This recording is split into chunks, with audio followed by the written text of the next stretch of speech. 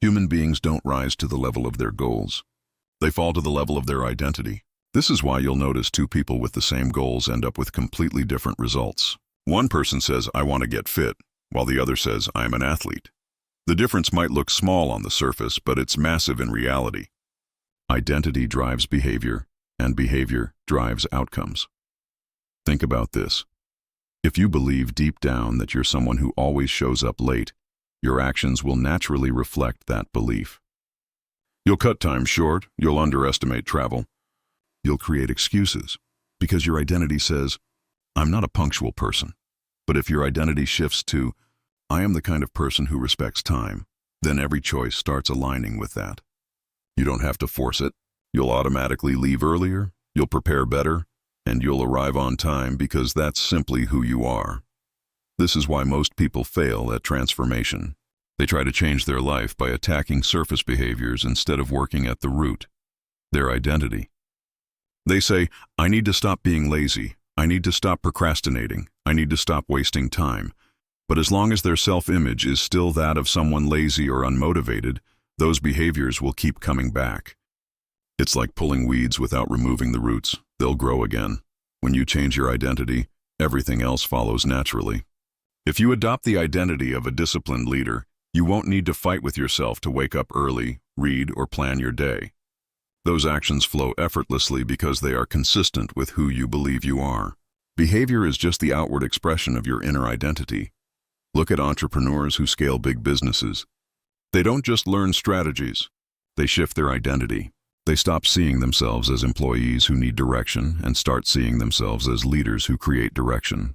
That change in self-perception pushes them to hire better, communicate vision, and make bolder decisions. Without the identity shift, no amount of strategy would stick. It's the same in personal life. Someone who sees themselves as a victim will always find proof that life is unfair, no matter what opportunities come their way. But the moment they shift identity to, I am the kind of person who takes ownership of my life, everything changes. Suddenly challenges aren't dead ends, they're obstacles to overcome. The lens shifts and with it their results. So how do you practically shift identity? Start small. Identity is built through evidence. If you want to become someone disciplined, start keeping promises to yourself. Wake up at the time you said you would. Finish the workout you planned. Show up to the meeting prepared. Every time you follow through, you cast a vote for that new identity. The more votes you collect, the stronger that identity becomes until it feels automatic. Another tool is language. Stop saying things like, I'm just bad with money, or I'm not a morning person. Every time you say that, you reinforce an identity that no longer serves you. Instead, declare the identity you want. I'm becoming the kind of person who manages money wisely. I'm training myself to be productive in the mornings. Words are powerful. They shape what you believe, and what you believe shapes what you do. Remember this, success is not about doing more, it's about becoming more. When you work on identity, actions and outcomes take care of themselves. But when you only chase actions without changing identity, you'll always feel like you're swimming upstream. Identity is the foundation. Once it shifts, everything else aligns. That's why the phrase, once your identity changes, everything changes, isn't just motivational fluff. It's the blueprint of transformation. Decide who you want to become, start living in alignment with that version, and watch how fast your external world catches up. When most people try to change their life, they start with habits. They buy planners, they set alarms, they download apps, they watch motivational videos. And for a while it works. They wake up early, they go to the gym, they eat clean, but then 2 weeks later they crash. Why? Because they tried to install habits without anchoring them to a new identity. Here's the truth. Habits don't last if they're not connected to who you believe you are. When there's a conflict between your identity and your habits, identity will always win. For example, if you say, I want to quit smoking, but deep down you still see yourself as a smoker who's trying to quit, the old identity will eventually pull you back. But if you shift your identity to, I am a healthy person, I don't smoke, your actions start aligning automatically with that belief. Think about the way professional athletes operate. They don't force themselves every day to eat clean or train hard. They don't debate whether or not to practice. Why? Because it's not just what they do, it's who they are. They don't say, I'm trying to play basketball. They say, I'm a basketball player. That identity makes the habits natural. The training, the The discipline, the routines, they're not negotiable. They're automatic expressions of identity. On the other hand, most people focus on outcomes instead of identity. They say, I want to lose 20 pounds. I want to make $10,000 a month. I want to run a marathon. But outcomes are just results. They're not sustainable fuel. If you don't back them with an identity, even if you reach the goal, you'll slide back. That's why people yo-yo diet, quit businesses, or stop reading after January. They hit a milestone but never became the kind of person who naturally lives at that level. So the question becomes, how do you anchor habits to identity? The answer is simple. Start by asking, who do I want to become? Instead of focusing on what you want to achieve, focus on the kind of person who achieves those things. Don't just want to run a marathon. Decide to become a runner. Don't just want to write a book. Decide to become a writer. Don't just want to make money. Decide to become a disciplined entrepreneur. When you anchor a habit to identity, even the smallest actions matter because they reinforce who you are. Every time you go for a 10-minute jog, you're not just exercising. You're proving to yourself, I am a runner. Every time you sit down and write one page, you're not just practicing, you're confirming, I am a writer. These small wins are not just progress. They're evidence for your new identity, and that's the secret. Identity is not built in a single decision. It's built through repeated evidence. Each action is a vote. The more votes you cast, the stronger your identity becomes, until eventually it's undeniable. You no longer need willpower because you've proven to yourself who you are. But here's the catch. The reverse is also true. Every time you skip the gym, you cast a vote for, I'm not consistent. Every time you delay your work, you reinforce, I'm a procrastinator. Your daily actions are always shaping your identity, whether consciously or unconsciously. That's why awareness is so important. You're not just doing tasks, you're building the story of who you are. Let me give you a business example. An entrepreneur who sees themselves as just hustling for survival will always operate in chaos. But if they shift to, I am a CEO who builds systems, their habits change instantly. They start delegating, building processes, and thinking long-term. Same person, different habits, because the identity shifted. So here's the challenge. Stop chasing habits in isolation. Anchor them to a bigger identity. Define the person you want to become and let every small habit serve as proof of that identity. Over time, this alignment makes success inevitable. Remember, habits are not about what you do, they're about who you are becoming. Once your habits are anchored in identity, you no longer need to fight for consistency. It becomes your natural state. And that's where transformation sticks for life. There's a powerful truth most people overlook. You don't rise above your environment, you reflect it. No matter how much willpower you think you have, if your surroundings are in conflict with your desired identity, eventually the environment will win. That's why one of the fastest ways to change your life is to change where you spend your time and who you spend it with. Think about it like this. If you're trying to adopt the identity of a disciplined, focused entrepreneur, but you spend your nights around friends who waste hours gossiping, binge-watching, or complaining about life, your identity will always be under attack. It's not because you're weak, it's because environment is stronger than intention. Just like water takes the shape of its container, you take the shape of your environment. Now here's the flip side. When your environment supports your identity, success becomes effortless. If you see yourself as a healthy person and you keep your kitchen stocked with fruits, vegetables, and water, you don't have to battle temptation every day. Your environment makes the healthy choice the easy choice. If you want to become a consistent writer and you keep your laptop ready on a clean desk, writing flows naturally. Your surroundings either work against you or for you. They never stay neutral. One of the most overlooked aspects of success is relationships. People around you act as mirrors to your identity. If you hang out with people who constantly talk small, think small, and play small, it becomes nearly impossible to step into the identity of a big thinker. But the moment you place yourself in an environment with ambitious, driven people, your identity starts stretching. You naturally start to see yourself differently. You begin to normalize high standards. This is why masterminds, mentorship, and communities are so powerful. They're not just about knowledge, they're about exposure. When you expose yourself to people already living at the level you aspire to, you start absorbing their identity. You watch how they think, how they behave, how they solve problems, and without even realizing it, you begin aligning your own actions to match. On the other hand, If your environment contradicts your desired identity, you'll constantly feel friction. For example, imagine trying to build a business in a household where everyone doubts you, criticizes you, or tells you to play it safe. Every time you take a step forward, the environment pulls you back.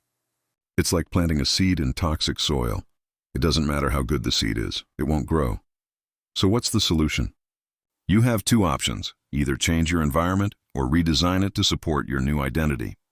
Changing your environment might mean finding new friends, joining a mastermind, or working in a co-working space where productivity is contagious. Redesigning might mean reorganizing your home, limiting negative inputs, or curating your digital environment, what you read, watch, and listen to. Remember this: your environment is not just physical, it's also mental and digital.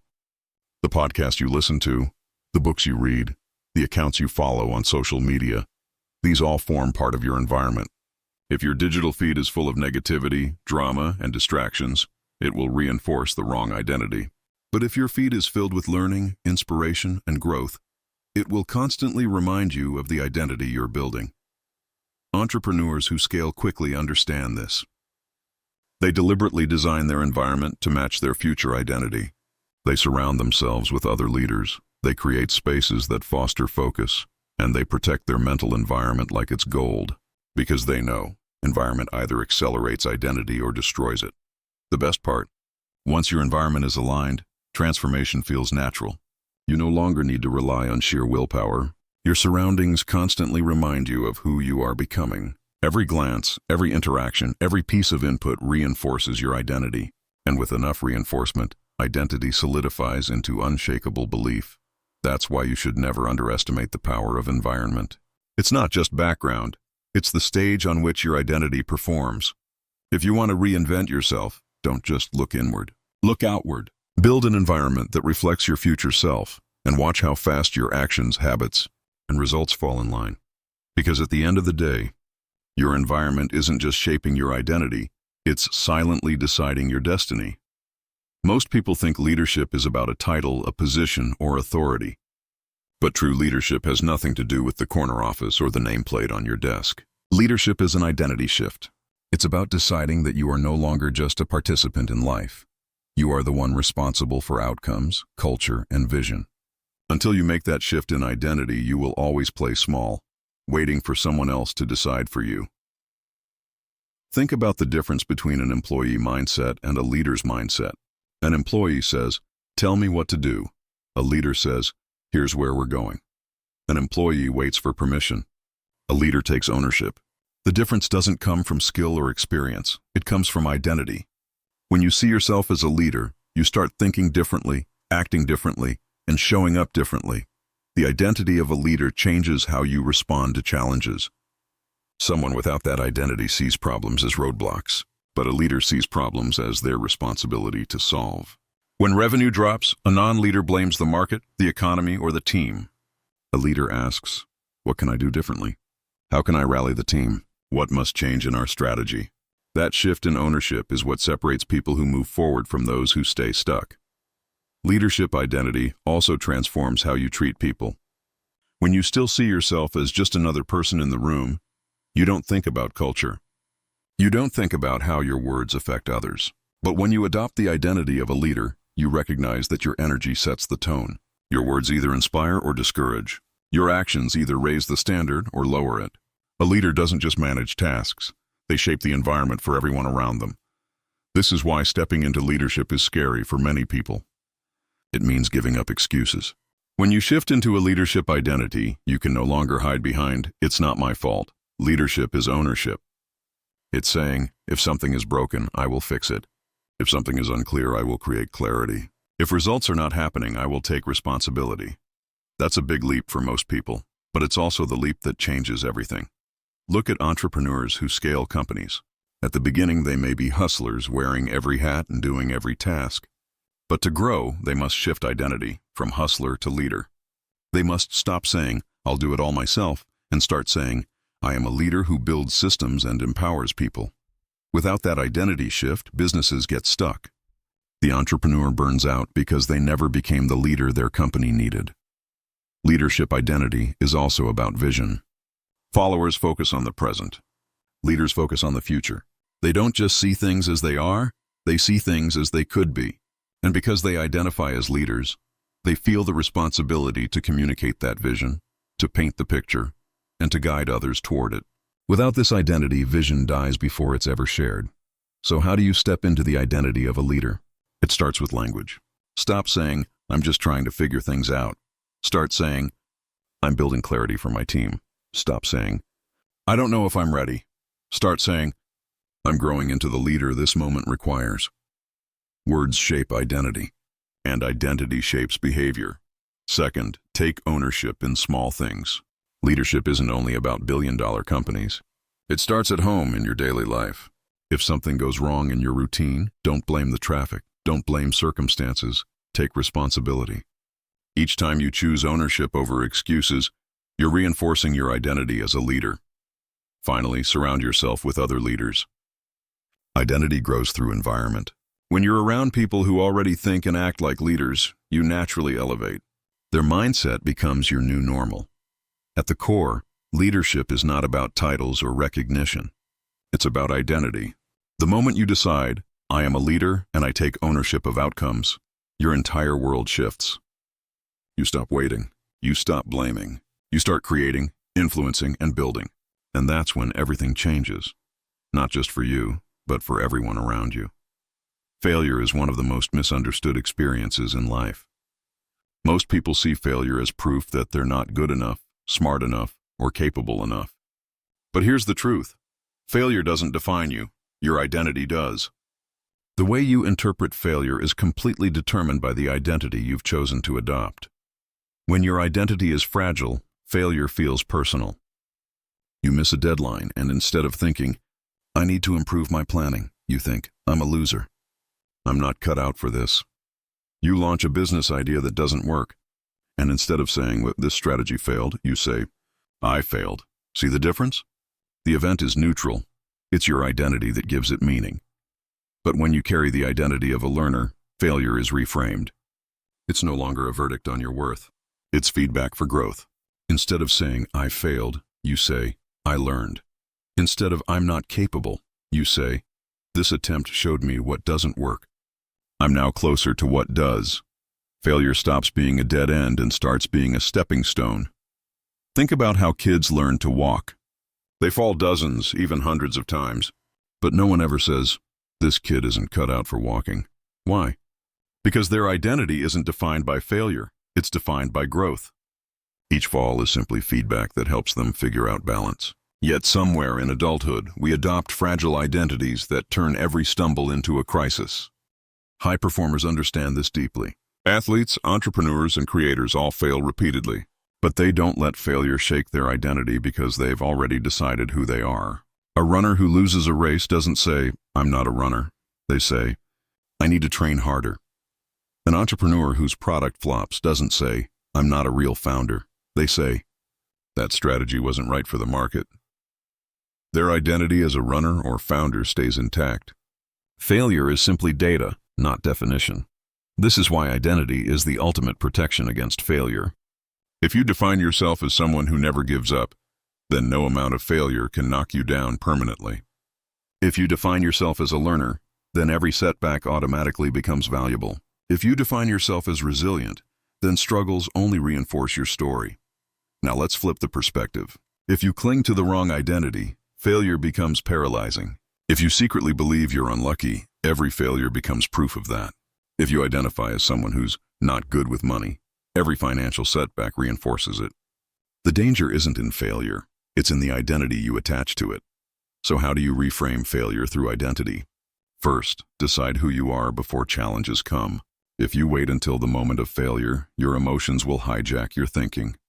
But if your identity is already anchored, "I am a learner, I am resilient, I am resourceful," then no setback can shake that foundation. Second, collect evidence that reinforces your resilient identity.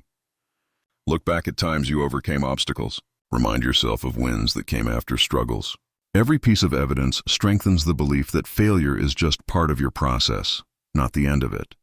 Third, change your language. Stop saying "I failed." Start saying "that attempt didn't work." Stop saying, I'm not good at this. Start saying, I'm learning how to get better at this. Language is powerful because it feeds identity, and identity reframes how you see everything. The greatest entrepreneurs in history, people like Thomas Edison, Steve Jobs, or Elon Musk, failed more than most people even try. But their identities reframe those failures into lessons, pivots, and breakthroughs. That's why they kept going when others quit. Remember this: failure only defeats the identity that cannot withstand it. If you see yourself as fragile, failure will break you. But if you see yourself as strong, as a learner, as resilient, failure will build you. So the next time you stumble, don't ask, why me? Ask, what identity am I choosing right now? Because once your identity shifts, failure stops being a threat and becomes your greatest teacher. One of the most powerful truths in life is this: you are never trapped by your past identity. No matter what mistakes you've made, no matter what labels people have put on you, no matter how long you've lived a certain way, reinvention is always a choice. The moment you decide to become someone new, everything in your life begins to shift. Too many people live as prisoners of their past. They say, I've always been lazy, so that's who I am. Or, I've never been good with money, so I'll always struggle. But those are just old identities you've chosen to carry. They are not permanent truths. They are simply stories, and stories can be rewritten at any moment. Reinvention starts with permission. The permission to let go of who you were yesterday. You don't have to carry the old you into the new season of your life. Just because you were once unreliable doesn't mean you can't become disciplined. Just because you failed at a business doesn't mean you can't succeed at the next one. Just because people once doubted you doesn't mean you can't prove them wrong. Reinvention is the courage to say, that was me then, but it's not me now. Think of the most successful people you know. Every one of them has reinvented themselves multiple times. Entrepreneurs reinvent their businesses when markets shift. Athletes reinvent their training as they age. Leaders reinvent themselves to meet new challenges. Reinvention is not a one-time event. It's a lifelong practice. And the people who rise the highest are those who embrace it instead of resisting it. Here's the truth: every new level of success demands a new version of you. The habits, beliefs, and identity that got you here won't take you to the next stage. For example, the identity of a hustler might help you start a business, but to scale it, you must reinvent yourself as a leader who builds systems. The identity of a student might get you through school, but to thrive in the real world, you must reinvent yourself as a creator, builder, or innovator. Reinvention is the bridge between where you are and where you want to go. But reinvention doesn't just happen. It's a choice. And choices are uncomfortable. Why? Because they require letting go of the familiar. The old identity, even if it wasn't serving you, feels safe because it's known. The new identity feels uncertain because it's untested. That's why most people stay stuck. They'd rather live in the comfort of a broken identity than face the discomfort of reinventing themselves. So how do you start the process of reinvention? First, define the identity you want to step into. Ask yourself, who do I need to become to create the future I desire? Be specific. Don't just say, I want to be successful. Say, I am becoming a disciplined entrepreneur, a focused creator, a confident leader. Clarity matters because your brain needs a target to align with. Second, create evidence for your new identity. Reinvention isn't about faking it. It's about proving it to yourself through small actions. If you want to reinvent yourself as a disciplined person, start by keeping small promises daily. If you want to reinvent yourself as confident, start practicing speaking up in small conversations. Every small action is proof, and the proof builds belief. Third, change your environment to match your reinvention. Surround yourself with people who reflect the identity you're stepping into. Create a physical and digital environment that reinforces your new self. If you want to reinvent yourself as a high performer, you can't live in environments designed for distraction and negativity. Most importantly, remember that reinvention is always available to you. No matter how many times you've failed, no matter how many times you've been stuck, the decision to reinvent is always in your control. Reinvention is not about denying your past. It's about refusing to be defined by it. The moment you say, I choose to reinvent myself, you unlock a new future. Suddenly opportunities appear. Confidence rises. People respond to you differently. Because once your identity changes, everything changes. When you look back at everything we've covered, there's one theme that ties it all together. Identity is the root of transformation. Your life doesn't change because you force new habits for a few weeks or chase goals with short bursts of motivation. Your life changes when you decide to become someone new, when you shift your identity. We started with the truth that identity drives behavior. You don't rise to the level of your goals. You fall to the level of who you believe you are. If you see yourself as lazy, no system will save you. But the moment you adopt the identity of a disciplined person, your actions naturally align with discipline. Behavior flows from identity like water from a spring. From there, we explored how habits are anchored in identity. Habits don't last when they're disconnected from who you think you are. That's why diets fail, resolutions collapse, and routines break down. But when you anchor habits to identity, I am a runner, I am a writer, I am a leader, then even the smallest actions become proof of who you are becoming. Consistency stops being a battle and starts being your nature. We then move to the power of environment. You are not separate from your surroundings. The people you spend time with, the spaces you occupy, the content you consume, all of it reinforces your identity. If you want to step into a bigger future, you must design an environment that reflects that future. Surround yourself with people who pull you up, not drag you down. Build a physical and digital environment that makes your new identity feel natural. Next, we dug into leadership as an identity shift. Leadership isn't about titles or authority, it's about ownership. The moment you stop waiting for permission and start taking responsibility, you've stepped into leadership. This shift changes how you see problems, how you treat people, and how you shape vision. Leadership is not something you earn later. It's an identity you adopt now. Then we reframed failure through identity. Failure isn't the enemy. It's only destructive when your identity is fragile. If you believe you're not good enough, every failure confirms it. But if you see yourself as a learner, every failure becomes feedback. The same event that crushes one person can elevate another, simply because of identity. Failure stops being proof you're broken and becomes proof you're growing. Finally, we looked at reinvention as a choice. You are never trapped by your past. The person you were yesterday doesn't have to be the person you are tomorrow. Reinvention isn't about pretending. It's about choosing to step into a new identity and proving it through action. Every new level of life demands a new version of you, and you have the power to choose that version at any time. So what does all of this mean for you? It means you are not stuck. This is why the phrase, "once your identity changes, everything changes," is not just a nice idea. It's a principle of transformation. When you decide who you are, your habits follow.